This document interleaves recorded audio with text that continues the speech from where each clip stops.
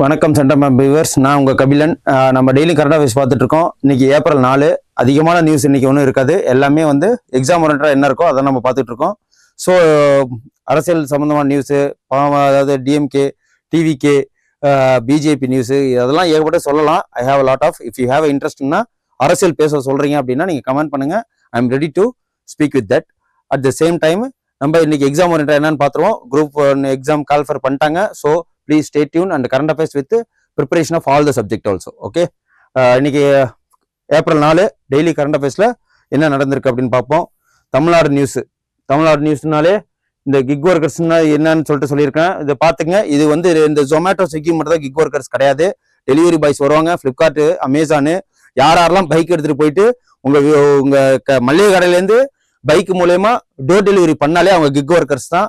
அவங்களுக்குன்னு ஒரு சேலரி கொடுப்பாங்க. அட்லீஸ்ட் ஒரு ஃப்ரீ டெலிவரி பாய் அப்படின்னு சொல்லுவாங்க இல்லைங்களா, அந்த டெலிவரி பாய் கூட 10 ரூபா நம்ம காசு கொடுத்தோம்னா அவங்க கிக் ஒர்க்கர்ஸ் தான். அவங்களுக்கு தமிழ்நாட்டில் மட்டும்தான், இந்தியாவை விட அவங்களுக்கு ஒரு அங்கீகாரம் கொடுக்கணும். அவங்களுக்கு அதாவது நல் வாரியம் அமைச்சு அவங்களுக்கு நல்ல விஷயங்கள்லாம் செஞ்சு கொடுக்கணும். ஏன்னா இதோட ஒர்க் ஃபோர்ஸ் எவ்வளோ இருக்காங்க அப்படின்னு பார்த்தீங்கன்னா, இப்போ இருக்கிற இளைஞர்கள் இன்ஜினியரிங் முடிச்சுட்டு யாரும் வேலைக்கு போகாமல் இந்த மாதிரி part time job, full time job பார்க்குறாங்க. இதில் ஒரு நாளைக்கு 1000 2000 வரைக்கும் சம்பாதிக்கிறாங்க அப்படின்னு நான் பார்த்துக்குங்க. அவங்களுக்கு இந்த ஸ்கூட்டர் கொடுக்கறதா இருக்கட்டும், ஏர் கண்டிஷன் ரூம் கொடுக்கறதா இருக்கட்டும், அந்த மாதிரி பட்ஜெட்லேயே வந்து இவங்களை பற்றி பேச ஆரம்பிச்சிட்டாங்க. இது ஒரு புது வேலைவாய்ப்பு அமைப்பா தமிழ்நாடு பார்க்குது. ஓகேங்களா, இதுதான் பற்றி இன்னைக்கு பார்க்க போகிறோம். என்ன அப்படின்னா, சென்னை கார்பரேஷனு அவங்களுக்கு இன்னைக்கு வெயில் டைம் ஆரம்பிச்சிட்டு, சம்மர் ஆரம்பிச்சிட்டு இல்லைங்களா, அதனால அவங்களுக்கு ஏர் கண்டிஷன் ரூம் அமைச்சு தராங்க. ஜொமேட்டோ, ஸ்விக்கி, அமேசான் போன்ற கிக் ஒர்க்கர்ஸ். ஓகேங்களா, அதுக்கப்புறம் என்னென்னலாம் அவங்களுக்கு இது வரைக்கும் கொடுத்துருக்காங்க அப்படின்னு பார்த்தீங்கன்னா, இந்த கிக் ஒர்க்கர்ஸ் பீப்புள் இருக்காங்களா, அவங்களுக்கு full time job, part time job பாக்குறாங்க. என்னன்னா, டியூட்டர்ஸா இருக்காங்க, ஃப்ரீலான்சரா இருக்காங்க, டெலிவரி டிரைவர்ஸா இருக்காங்க. இவங்களுக்கு எல்லாமே பைக் கொடுக்கறதா வந்து நமக்கு பட்ஜெட்ல சொல்லியிருக்காங்க. 2000 பேருக்கு 20,000 மானியம். ஓகேங்களா, சப்சிடி கொடுக்கறதா தமிழ்நாடு அரசுல பட்ஜெட்ல ஒதுக்கியிருக்காங்க. ஸோ அந்த மாதிரி இப்போதைக்கு என்ன பண்ணிருக்காங்கன்னா, இவங்களுக்கு ஒரு நல்வாரிய வெல்ஃபேர் போர்டு கூட, நலவாரிய அமைப்பு கூட ஆரம்பிச்சிருக்காங்க. கிக் ஒர்க்கர்ஸ் நலவாரிய அமைப்பு. இந்த வாட்டி என்ன பண்ணிருக்காங்க, சென்னை கார்பரேஷன் அவங்களுக்கு ஏர் கண்டிஷன் ரூம் அங்கங்க செட் பண்ண போறாங்க. அதுக்கப்புறம் இவர் யாருன்னு தெரியும். இவர் தான் வந்து ஃபார்வர்ட் பிளாக் கட்சி. இந்த ஃபார்வர்ட் பிளாக் கட்சி யாரோடதுன்னா, சுபாஷ் சந்திர போஸ் ஆரம்பிச்சார் இல்லைங்களா. அதை இங்க வந்து தமிழ்நாட்டில் இதோட தலைவர் யாரு, ஆல் இந்தியா ஃபார்வர்ட் பிளாக் கட்சியோட தலைவர் யாருன்னா, இவங்க வந்து உரங்கா புலின்னு சொல்லிட்டு செல்ல பேர் வச்சு கூப்பிடுவாங்க.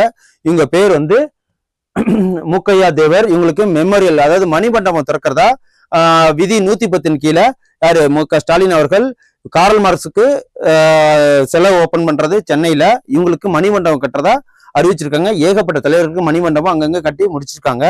அதுக்கு இந்த வாட்டி விதி 110 கீழே சட்டமன்றத்துல அந்த மு.க. ஸ்டாலின் அவர்களுக்கு அந்த அதிகாரம் இருக்கு. அது மூலியமா சொல்லியிருக்கிறாங்க. ஓகேங்களா, அதுக்கப்புறம் கார்ல் மார்க்ஸுக்கு ஸ்டாச்சு ஒன்று ஓபன் பண்றதா மு.க. ஸ்டாலின் அறிவிச்சிருக்காங்க. எங்கன்னா சென்னையில. அவருக்கு என்ன 2 புக் எழுதியிருக்காரு, தாஸ் கேபிட்டல் அண்டு கம்யூனிஸ்ட் மைண்ட்ஸ்ன்னு சொல்லிட்டு 2 புக்ஸ், ரொம்ப ஃபேமஸ் புக் எழுதியிருக்கிறாரு. இதுதான் இன்னைக்கு உண்டான கரண்ட் அஃபேர்ஸ். அதுக்கப்புறம் நேஷனல் நியூஸ் பார்த்துருவோம். நேஷனல் நியூஸ்ல என்ன அப்படின்னா, 2047 இது என்னன்னா, ஆந்திர பிரதேசம் சொல்லிட்டாலே இப்போதைக்கு சிஎம் யார் இருக்கா, சந்திரபாபு நாயுடு இருக்காரு இல்லைங்களா. அவரு 2047க்குள்ள பாவர்ட்டியை ஒழிக்கணும் ஆந்திரால அப்படின்னு சொல்லியிருக்காரு. பாவர்ட்டினா நான் வறுமையை ஃபுல்லா ஒழிச்சிருவேன் அப்படின்னு சொல்லிட்டு சொல்லியிருக்கிறாரு. இப்போ 2025 நடந்துகிட்டு இருக்கு. அவர் 2047 ஆந்திர பிரதேசல என்னன்னா ஜீரோ பாவர்ட்டி அப்படின்னு சொல்லிட்டு இந்த ஆப் அமைப்பு அவங்க உருவாக்கி ஆந்திர பிரதேசல வறுமையை ஒழிக்கணும் அப்படின்னு சொல்லிட்டு ஒரு இனிஷியேட்டிவ் ரன் பண்றாரு. அதுக்கப்புறம் அப்பாயின்மெண்ட்ஸ் வந்துடும். என்னன்னா, கமலஹாசன் வந்து என்ன பண்ணியிருக்காங்க அப்படின்னா, FICCI media and entertainment committee அந்த சவுத்துக்கு உண்டான தலைவரா நியமிச்சிருக்காங்க. ஓகேங்களா, சேர்பர்சனா நியமிச்சிருக்காங்க. அதுக்கப்புறம் இன்னைக்கு உண்டான இம்பார்ட்டன்ட் டேஸ் என்ன அப்படின்னு பாத்தீங்கன்னா, இன்னைக்கு ஏப்ரல் 4 இன்டர்நேஷனல் மைன் அவேர்னஸ் டே. மைன் என்ன, சுரங்கத்தை பத்தின ஒண்ணு அவேர்னஸ் டே. அதுக்கப்புறம் இன்டர்நேஷனல் கேரட் டே. நீங்க கேரட் டேல சொல்லிட்டு கொண்டாடுறாங்களான்னு சொல்லிட்டு இது இம்பார்ட்டன்டானு கேட்காதீங்க. எதுவுமே வந்து நம்ம இதா போக முடியாது. கொஞ்சம் மசாலாவோட கலந்து போனாதான் எதுவுமே ஒரு நல்லா இருக்கும். இந்த கேரட் டேங்கிறது நம்ம ஜென்ரலா பார்ப்போம். ஊட்டி, கொடைக்கானல் சைட்லாம் போனீங்கன்னா இங்க எப்படி இருக்குமோ, எப்படி வீட்டுல எல்லாருமே வந்து கேரட்டை பார்த்தாலே எடுத்து நம்ம பச்சையா சாப்பிட்றது வழக்கம். அதே மாதிரிதான் அந்த ஒரு சின்ன மசாலா கலந்து கொடுக்கறதா தான் இன்னைக்கு கேரட் டே இன்டர்நேஷனல் கேரட்டின்னு சொல்லியிருக்கிறேன். அதுக்கப்புறம் ஸ்கீம்ஸ் ஒன்று பார்த்துருவோம். என்ன அப்படின்னா நூலக நண்பர்கள் திட்டம் அப்படின்னு சொல்லிட்டு நம்ம தமிழ்நாட்டில் பள்ளி கல்வித்துறையினால இதை அறிவிச்சிருக்காங்க. இந்த நூலக நண்பர்கள் திட்டம் அப்படிங்கிறது இப்போதைக்கு யார் வந்து பள்ளி கல்வித்துறையில் இருக்காங்கன்னா அன்பில் மகேஷ் பொய்யாமொழி அவர்கள் அவங்களோட மேற்பார்வையில இதை ஆரம்பிச்சிருக்காங்க. இதுக்கு எவ்வளவு பணம் நிதி ஒதுக்கியிருக்காங்கன்னா 56.25 லட்சம் இந்த பட்ஜெட்ல ஒதுக்கியிருக்காங்க.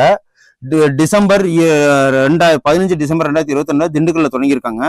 இதோட நோக்கம் என்னன்னா வாசிப்பு பழக்கத்தை உருவாக்கி அறிவார்ந்த சமுதாயத்தை உருவாக்குறது. ஓகேங்களா? இப்ப நிறைய பேர் செல்லு, இன்ஸ்டாகிராம், ஸ்னாப் சாட்டு, வாட்ஸ்அப் அப்படின்னு சொல்லிட்டு போற காலங்கள்ல இப்ப என்னன்னா நமக்கு இந்த அறிவு இருக்கு. இப்பெல்லாம் வந்து தமிழ்ல ஃபுல்லா படிக்க சொன்னா படிக்க மாட்டாங்க, இங்கிலீஷ்ல ஒன்றும் படிக்க மாட்டாங்க, தங்கிலீஷ்ல கொடுத்தா கரெக்டா படிக்கிறாங்க. அது எதனாலனா அந்த வாட்ஸ்அப் சேட்டிங்கு, இன்ஸ்டா சேட்டிங்கு அந்த மாதிரி இதுல இந்த வாசிப்பு பழக்கங்கிறதே போயிடுச்சு.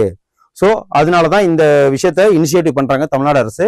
இதோட திட்ட செயல்பாடு என்னன்னா நூலகத்துறை சார்பில் இந்த திட்டம் பள்ளிக்கல்வித்துறையால் தொடங்குறாங்க. 15 லட்சம் வாசகர்கள் பயன்பெறுவார்கள் என்று சொல்றாங்க. ஓகேங்களா? ஒவ்வொரு ஊராட்சி மன்றத்திலையும் ஒவ்வொரு நூலகம் ஓப்பன் பண்ணியிருக்காங்க. நேற்று கூட நம்ம கரண்ட் அஃபேர்ஸ்ல பார்த்தோம். 3 இடத்துல வந்து நூலகம் ஓப்பன் பண்றாங்க அப்படின்ட்டு. கோவையில ஓப்பன் பண்ற நூலகத்துக்கு பேர் யார் பேர் வைக்கிறாங்கன்னா பெரியாரு. திருச்சியில நூலகம் ஓப்பன் பண்றதுக்கு பேர் யார் இது வைக்கிறாங்க? காமராஜ். எங்கன்னா இதுல சென்னையில அண்ணா நூலகம் இருக்கு இல்லைங்களா, அதே அந்த அளவுக்கு இங்க நூலகம் அமைக்க போறாங்க. ஸோ கிராம நகர பகுதிகளில் நூலக சேவை கிடைக்க பெறாத இடங்களில் தன்னார்வலர்கள் மூலம் நூலகம் சேவை, அதாவது அவங்கவுங்க வீட்டுல இருந்து ஒரு 4-5 புக்கை தானம் பண்ணி அவங்களுக்கு படிக்க வைக்கிறதா.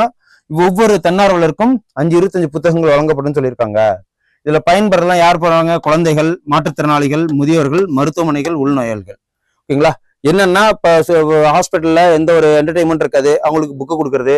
முதியோர்களுக்கு அவங்களுக்கு டிவி பார்க்க முடியாது, உடம்பு உட்காந்து அவங்களுக்கு புக்கு கொடுக்கறது. அப்புறம் மாற்றுத்திறனாளிகள் அவங்களால எங்கேயுமே போய் பிளே பண்ண முடியாது, யாரையும் மீட் பண்ண முடியாது, ஒரே இடத்துல இருப்பாங்க இல்லைங்களா அவங்களுக்கு. ஸோ இந்த ஒரு ஸ்கீம்ஸ் வந்து இனிஷியேட்டிவ் எடுத்திருக்குது பள்ளிக்கல்வித்துறை அவர்கள். ஓகேங்களா? இன்னைக்கு உண்டான உங்களுக்கு கரண்ட் அஃபேர்ஸ் ரொம்ப யூஸ்ஃபுல்லா இருக்குன்னு நினைக்கிறேன். If you have any change about that this current affairs notes please comment it. அப்புறம் சப்ஸ்கிரைப் பண்ணுங்க. நீங்க லைக்ஸ் பண்ணாதான் எனக்கு இன்னும் பூஸ்டப் ஆகும். நான் இன்னும் உங்களுக்காக ஒர்க் பண்ணி கரண்ட் அஃபேர்ஸ் கொடுக்க முடியும். ஓகே, நாளைக்கு இம்பார்ட்டன்ட் கரண்ட் அஃபேர்ஸோட உங்களை வந்து சந்திக்கிறேன். பாய். Send a map.